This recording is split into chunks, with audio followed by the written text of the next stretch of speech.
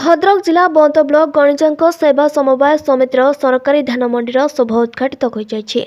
उक्त उद्घाटनी उत्सव में समितिर सभापति रंजन कुमार साहू उपस्थित रही उक्त कार्यक्रम उद्घाटन करथिले। साहू समेत स्थानीय सरपंच रश्मिता सेठी, समिति सभ्य मनोरंजन सेठी, पिजेडी सभापति भीमसेन सामल, प्राक्तन सभापति जगन्नाथ पाणिग्राही, कार्यनिर्वाही अधिकारी प्रफुल्ल कुमार पंडा, आरआई सुब्रत मल्लिक, ग्राम्य कृषि कर्मचारी तपन सेठी, संपादक मानस कुमार पंडा, रत्नाकर दास, परिचालना परिषदर सभ्य गयाधर जेना, बसंत कुमार बेहरा, उमाकांत राउल, अनादि पृष्टि, सुरेन्द्र कुमार साहू, पवित्र कुमार विशाल प्रमुख उपस्थित थिला बेले उद्घाटनी कार्यक्रम पंडित सत्यव्रत पंडा कंठा पूजा और शुभ पूजार कार्य तुलाइथिले।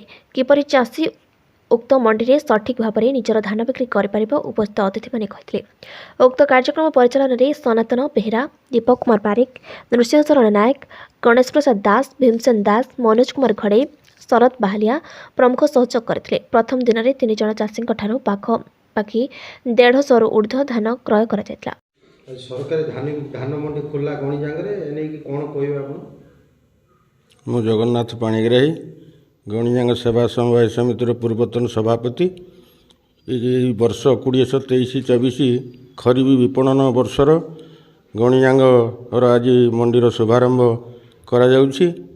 सभापति रंजन कुमार साहू को प्रचेष्टार आज आम समस्ते उपस्थित होइछु। परिचालना परिषदर समस्त सभ्य सभ्या एवं आमर चाषी कमिटीर समस्त सभ्य एवं संपादक महोदय उपस्थित रे आज ठारू आमर धान क्रय चलिबो। चाषी माने जेमती उपकृत हेबे सब प्रकार सहायता आम जोगाई देबु। विशेष करके आज मिलर माने नाहंती सेमानक सहित जोगाजोग करिके केमिति चाषी मानकर ये आर्थिक वर्षर धान सबू ये खरीफ धान केमिति विशेष करके उठी पारिबो, चाषी माने सहायता पाइबे ए बाबद आम समस्ते प्रचेष्टा करूँ।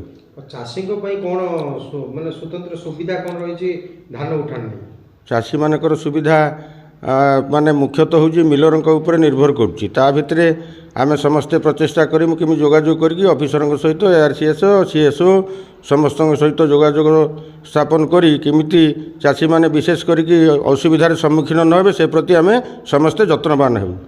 भद्रक जिला रमेश सेनापति रिपोर्ट, गुगली न्यूज।